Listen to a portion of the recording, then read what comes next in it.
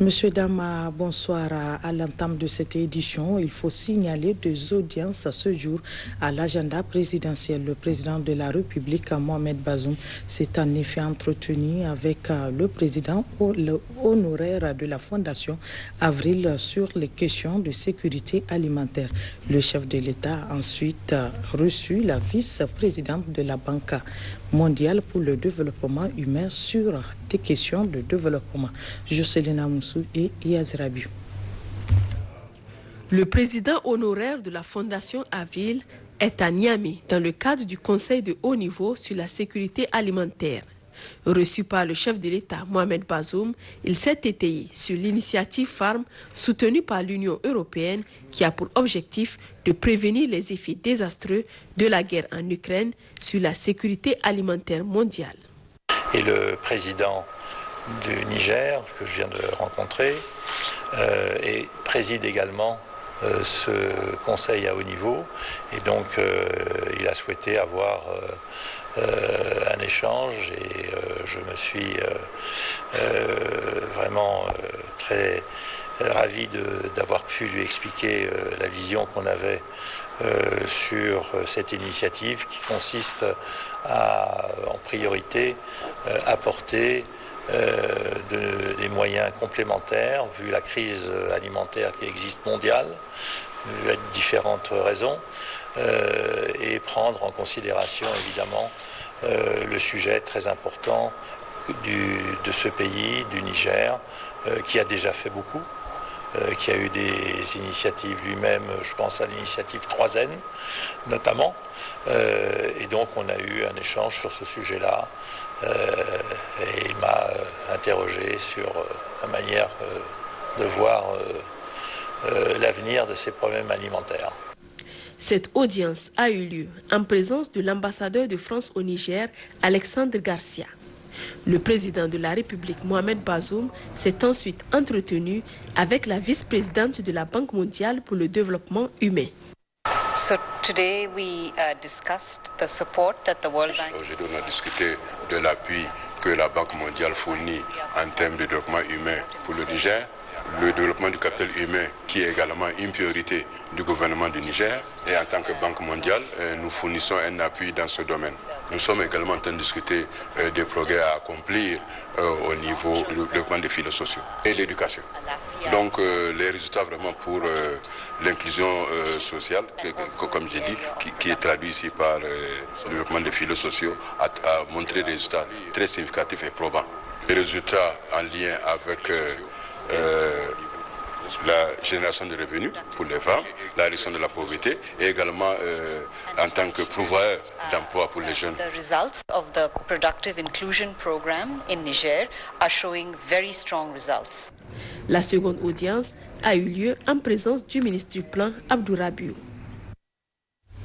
Poursuite des travaux à l'Assemblée nationale en séance plénière ce matin. Un seul point était inscrit à l'ordre du jour, l'interpellation du gouvernement relative aux dispositions prises en matière d'appui à la production pour la campagne agricole 2022. Résumé, Jamila Amadou et Mamad Adam. C'est à l'interpellation des députés Maman Rabiou-Meina et Sani Sanoussi relativement aux dispositions prises par le gouvernement en matière de soutien à la production pour la campagne agricole qui s'installe que le ministre de l'Agriculture a répondu ce matin. On a mis en place une association des privés importateurs et distributeurs d'engrais. Donc tout cela a été porté à leur connaissance pour leur dire que le secteur privé est en train d'approvisionner le pays en engrais. Bien sûr, c'est un peu différent de la structure publique qui le faisait. En une fois, ici, les opérateurs le font séparément et à plusieurs points du pays, à telle enseigne qu'on ne voit pas très bien en réalité les quantités importées. Mais si on compare les quantités importées et par la structure publique et les privés actuels, en réalité, les privés importent plus que la structure publique. Seulement, la réforme a changé un certain nombre de choses. Premièrement, l'importation et la distribution. Pourquoi? Parce qu'à l'importation, il y avait des surfacturations quand c'était la structure publique. Et à la distribution, au moment où c'était une subvention généralisée, une partie de cette subvention est captée par les opérateurs privés qui achètent au niveau de la structure publique à des prix subventionnés et revendent à des prix élevés aux producteurs. C'est pour éliminer ça que l'État a entrepris la réforme. Et ça, c'est réussi. Deuxièmement, on tente de mettre en place une structure de contrôle. Bien sûr, ce n'est pas encore bien rodé. Beaucoup reste à faire.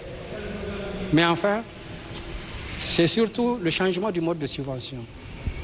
L'objectif visé par le gouvernement est de contribuer à rehausser l'utilisation des semences améliorées par les producteurs pour adapter l'agriculture au changement climatique. Jusqu'à présent, l'État continue à subventionner les ménages vulnérables. Mais si on veut développer l'agriculture, augmenter les productions, il faut étendre cette subvention aux agriculteurs non vulnérables, qui peuvent dégager un surplus, qui peuvent générer des ressources. L'un des objectifs du gouvernement à travers les campagnes agricoles est de rendre accessibles et attendre les intrants et équipements agricoles de qualité, notamment les semences et l'engrais, en particulier dans les zones vulnérables.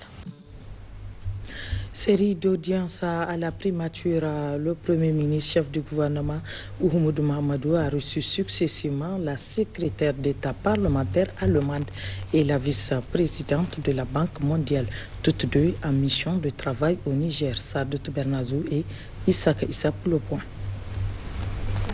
En mission de travail au Niger, la secrétaire d'État parlementaire allemande auprès de la ministre fédérale allemande de la coopération économique et du développement, Dr Barbel Koffler, a été reçue en audience cet après-midi même par le Premier ministre Oumoudou Mahamadou. Au centre des discussions, la politique de coopération entre nos deux pays. Ich vertrete das deutsche Ministerium für wirtschaftliche Zusammenarbeit und Entwicklung. Wir werden morgen mit deutschen...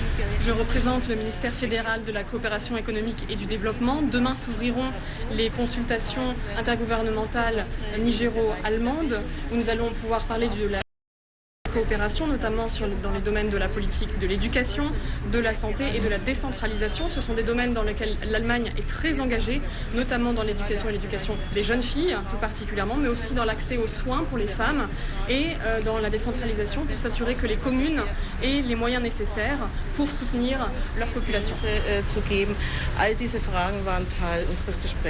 Par la suite, le Premier ministre a reçu la vice-présidente de la Banque mondiale pour le développement humain, Mamta Murti, en visite officielle au Niger depuis le 6 juin dernier. Toujours à la primature, le Premier ministre chef du gouvernement, Oumoudou Mahamadou, a présidé ce matin un séminaire gouvernemental. Il s'est agi d'échanger avec les membres de son gouvernement sur le projet de plan de développement économique et social 2022-2026, mais également d'examiner le document de préparation budgétaire du ministère des Finances.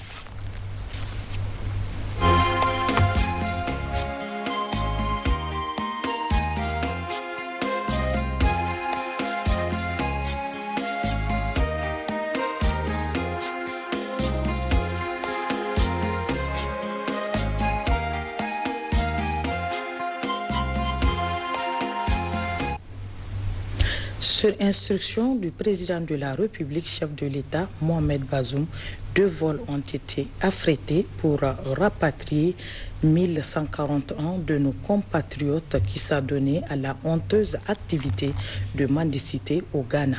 Il s'agit de la deuxième action du genre après celle ayant concerné les mendiants de Dakar en mars 2022. Ils ont été accueillis cet après-midi à l'aéroport Djori Hamani de Niamey par le ministre de l'Action humanitaire et de la gestion des catastrophes, Aïchatou Bawa et Abdoulaye Ali.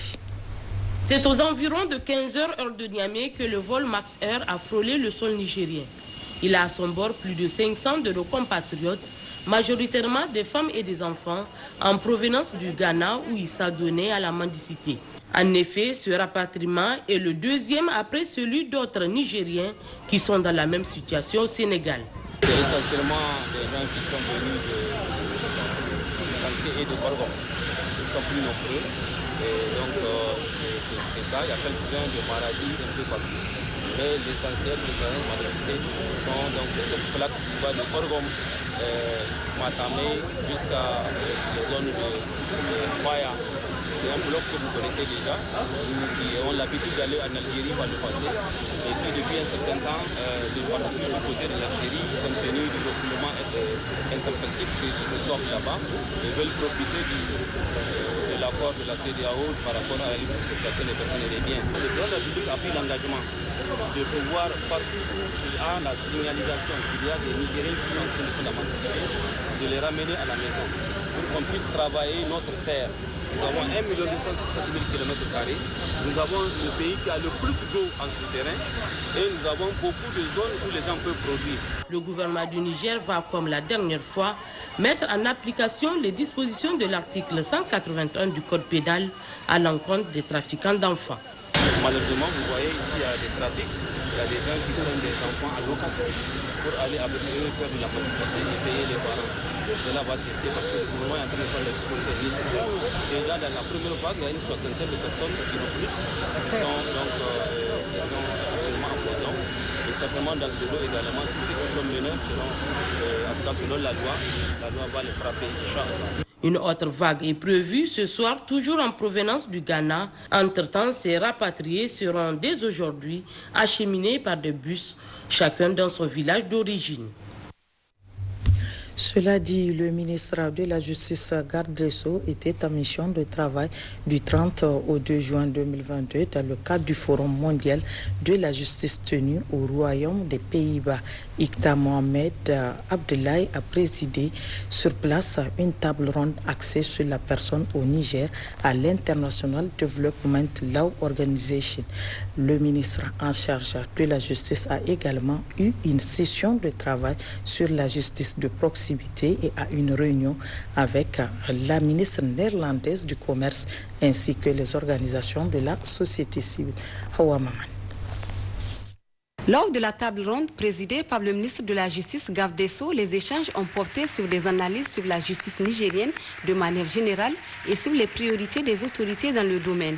Occasion pour le ministre Ikta Abdoulaye Mohamed de rappeler les efforts déployés par le Niger pour maintenir la stabilité dans un contexte sous-régional d'insécurité.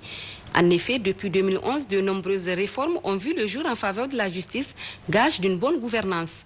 Dans son allocution, le ministre en charge de la justice a fait une mention spéciale à l'International Development Law Organization et à l'ONG Hill, partenaire stratégique du Niger, et s'est félicité de la participation de son pays aux activités.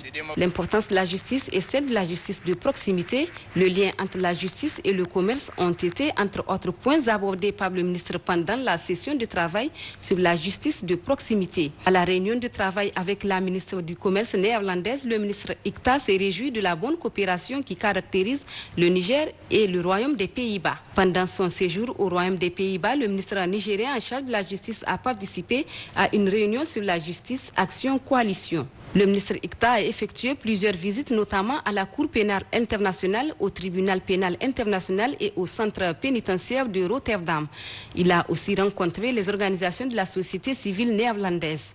Lors de ce forum mondial de la justice, le ministre de la Justice a prononcé un discours au nom du Niger au cours de la cérémonie de clôture.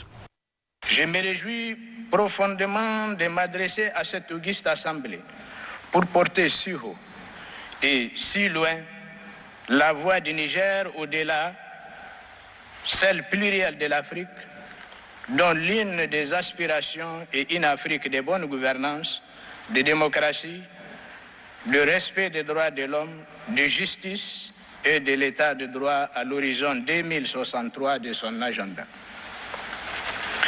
Je vous remercie donc pour cet honneur dont mon pays peut particulièrement tirer une légitime fierté.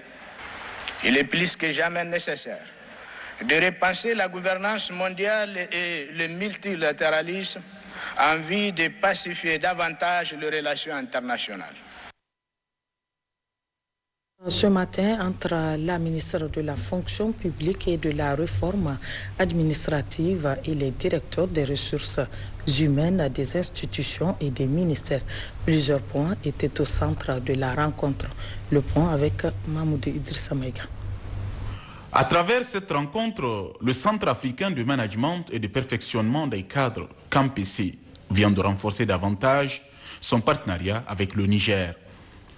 Une rencontre avec les directeurs des ressources humaines des ministères et institutions de la République, conduite par la ministre de la fonction publique et des réformes administratives, présidente du conseil d'administration du dit centre. Opérationnel depuis 1975, le Centre africain de management et de perfectionnement des cadres, CAMPC, est un établissement d'enseignement supérieur inter-État à vocation professionnelle qui compte à ce jour 6 États membres, à savoir le Bénin, le Burkina Faso, la Côte d'Ivoire, le Gabon, le Niger et le Togo. Hauts cadres d'entreprises et d'organismes, élus nationaux et locaux ont été nombreux à bénéficier des sessions de formation du CAMPC. C'est dire que notre institution commune participe activement à l'émergence des cadres nouveaux soucieux d'implanter les méthodes et outils de management évolutif dans la conduite des affaires et les politiques publiques de nos États. Le directeur général du centre, Joseph Assi Kogis, a précisé que le CAMPC est une institution africaine, inter-État, qui vise à renforcer les capacités des agents des administrations publiques et privées en vue de redynamiser les institutions des pays africains. Nous sommes dans tous les domaines de la vie économique et nous formons les cadres et tous les agents des ministères et des institutions des républiques. Le CAMPC a renouvelé ses programmes. Donc nous avons tous les nouveaux programmes qui touchent par exemple la commande publique, la diplomatie, l'ingénierie fiscale, le développement de la finance islamique de manière générale, qui sont des nouveaux programmes qui ont été intégrés à la formation au niveau du CAMPC. Le CAMPC a également aussi innové avec la réforme LMD. Donc nous faisons des formations diplômantes qui partent de la licence jusqu'au doctorat. Nous avons également la formation en ligne qui n'était pas une réalité au CAMPC depuis quelques années. Et depuis 2018, vous pouvez vous former au CAMPC sans être au CAMPC. Siégé à Abidjan, en Côte d'Ivoire, en 47 ans d'existence, le Centre africain de management et de perfectionnement des cadres, CAMPC, a formé plus de 40 000 cadres africains, dont plusieurs Nigériens. À Tawa, le préfet du département de Keita a rencontré les populations de la dite localité dans le but de les sensibiliser et informer sur le fonctionnement du centre de formation militaire. Le point avec Hafsat Aboubakar. Il s'agissait au cours de ce périple entrepris par le préfet du département de Keita, qui pour la circonstance était accompagné des autorités municipales et coutumières et les responsables des forces de défense et de sécurité, d'aller vers les populations dont les champs ont été expropriés pour la construction d'un centre de formation militaire et qui feront l'objet de dédommagements par la suite. Échanger avec elles des tenants et aboutissants de ce projet. Ainsi, du village du Congo jusqu'à Gradawa, en passant par Laba et Meni, la population est sortie massivement. À chaque étape, après le mot de bienvenue des autorités municipales, l'honneur revient aux membres de la mission de prendre la parole pour expliquer aux bénéficiaires l'importance que requiert ce projet. Après l'installation de ce centre-là, il y aura un développement du commerce, il y aura un accès facile au centre de santé pour les soins médicaux, il y aura un accès à l'eau. Donc, et il y a aussi le renforcement de la sécurité à travers ce centre-là. Donc, ce qui fait que nous sommes allés vers les populations pour attirer leur attention et que pour leur dire que bientôt les travaux vont commencer afin qu'ils ne sèment pas leur champ. Nous avons encore attiré leur attention sur la cohabitation avec ces gens-là qui vont venir et ils ont tout compris, ils ont été très coopératifs. Pour en arriver là, une multitude de procédures a été engagée et devait nous confier Cheibou Abdou Kofodep Keita, dont entre autres l'identification du propriétaire foncier, le géoréférencement des champs impactés, l'établissement de l'acte de transaction foncière ou attestation des droits, l'établissement d'une carte d'identité nationale et l'établissement du listing des propriétaires fonciers au registre foncier. Au vu de l'importance des travaux à réaliser, on peut aisément affirmer que le projet de construction de ce joyau a été accepté et soutenu à 100% par les propriétaires fonciers. Au-delà, les populations riveraines impatientes de voir le démarrage des travaux.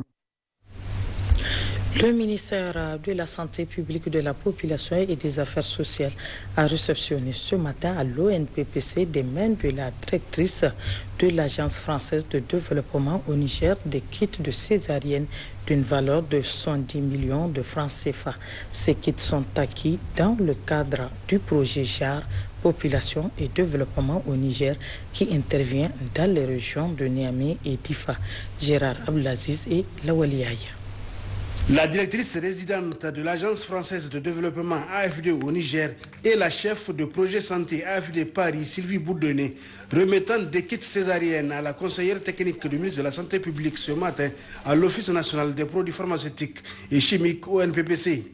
Renforcer la gratuité de la prise en charge de la césarienne au Niger, tel est le but visé à travers cette action qui s'inscrit dans le cadre du projet JAR Population et Développement au Niger, GPDN, financé par l'AFD. La convention de financement, je vous l'ai dit, a été signée en 2018 pour un montant de 10 millions d'euros, soit environ 6,5 milliards de francs CFA.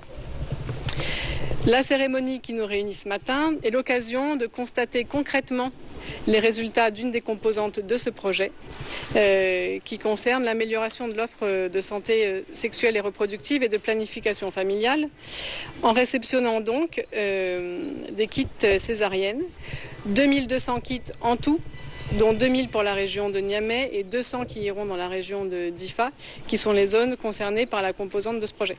Ces kits vont permettre une meilleure prise en charge de la césarienne qui est gratuite au Niger, à la grande satisfaction de la représentante du ministère de la Santé publique. Permettez-moi, au nom des plus hautes autorités de notre pays, de féliciter le projet JAR Population et Développement pour cette belle initiative d'une valeur de 70 millions de francs CFA qui vient compléter une liste déjà longue des appuis de ce projet dans le secteur de la santé. La direction du projet JAR Population et Développement a toujours été aux côtés du Niger dans toutes les épreuves de lutte pour la promotion de la santé, notamment la santé de la mère et de l'enfant. Cette réception de kits césariennes par le ministère de la Santé publique s'est déroulée en présence des responsables de la maternité Isaac Gazobi, établissement de référence en matière de prise en charge de la césarienne au Niger, et du coordinateur technique du projet GPDN, Dr Idriss Mega. La ville de Difa a vibré dimanche dernier au rythme d'une cérémonie de certification de fin de cycle de mémorisation du Saint-Coran organisée à l'intention de 28 élèves d'une école coranique de la place. Plus de précision avec Abdraman Boukari. C'est l'enceinte de la grande mosquée de Difa qui a servi de cadre à la tenue de cette cérémonie de certification qui consacre ainsi la fin du cycle de lecture et de mémorisation du Saint-Coran organisé par une école coranique de la place, en l'occurrence celle de Saadou Malam Alto, président régional de l'association islamique du Niger. À cette cérémonie purement religieuse qui s'adresse à 28 élèves, dont 26 filles et 2 garçons, qui viennent enfin de s'affirmer dans la lecture et la mémorisation du Saint-Coran, outre la présence des nombreuses hautes personnalités religieuses qui ont tenu à faire le déplacement pour marquer d'un sceau particulier le présent événement, l'on notait également celle des autorités administratives, communales et coutumières venues en grande pompe pour magnifier une fois de plus à toutes les appréciations des autorités de la 7e République face à ce genre d'initiative qui vise le renommement et la promotion de la culture islamique dans toutes ses dimensions. Une occasion donc pour les différents intervenants, notamment les éminents marabouts qui se sont succédés au podium, de mettre en exergue les valeurs de l'enseignement coranique ainsi que les opportunités qu'il offre au sein de la société. Quant au préfet du département de Difa, il a en cette heureuse circonstance félicité et encouragé les organisateurs de ce grand rendez-vous religieux avant de les exhorter à poursuivre avec la même lancée. L'islam, c'est vraiment la religion. Nous tous, on est convaincus que c'est la religion du prophète Mohammed sallallahu alayhi wa sallam et que sans l'islam, il n'y aura pas une promotion sociale. Sans l'islam, il n'y aura pas la paix. Sans l'islam, il n'y aura pas une évolution du monde. Donc vraiment, je souhaiterais qu'il y ait plus des fois dans le cadre de l'apprentissage de l'islam. Cette cérémonie de certification de fin du cycle de mémorisation du Saint-Coran a été également mise à profit pour décerner des témoignages officiels de satisfaction à certaines personnalités qui se sont faites distinguer dans l'accompagnement aux écoles coraniques de la place.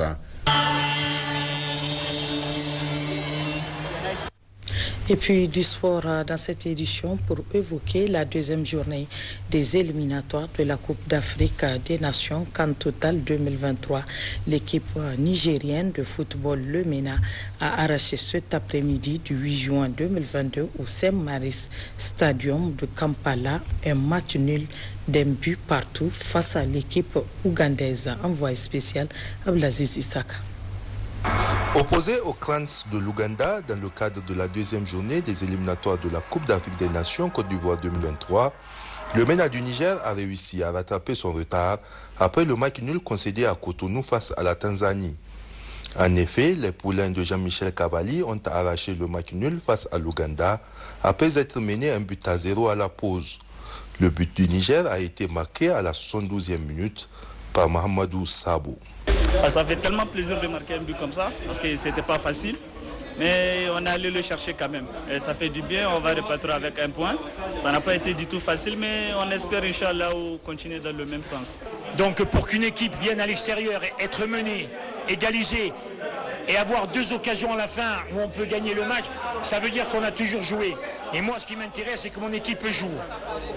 L'adversaire a été impressionné par la qualité de notre jeu. On n'a pas reculé, on a joué, on a fait circuler le ballon, on s'est créé des occasions. On a été récompensé quand même de retourner à Niamey avec le point du match nul qui nous permet de laisser l'Ouganda derrière.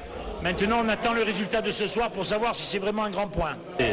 Je suis quand même fier parce que c'est un nul qu'on prend à l'extérieur. C'est un point qu'on prend à l'extérieur. On a concédé un point, un nul. Nous, aujourd'hui, on vient de faire concéder à l'adversaire un nul. C'est donc positif pour nous. On peut donc s'estimer heureux en tout cas, parce que c'est à l'extérieur. Mais je pense que si on avait redoublé d'efforts, on aurait peut-être même pu cueillir nos 3 points ici. Ça a été de justesse, mais c'est déjà positif pour nous. Déjà, je dis 1-1, sur terrain adverse, que c'est quand même à saluer. Moi, je félicite au nom de l'État tous les joueurs, en tout cas pour leur sacrifice, pour défendre les couleurs nationales. Ce résultat permet au Niger de prendre provisoirement la deuxième place du groupe derrière l'Algérie après la défaite de la Tanzanie à domicile. Les jeunes du MENA attendent ainsi de pied ferme l'Algérie, leader du groupe, pour la dernière journée des phases aller au mois de septembre prochain.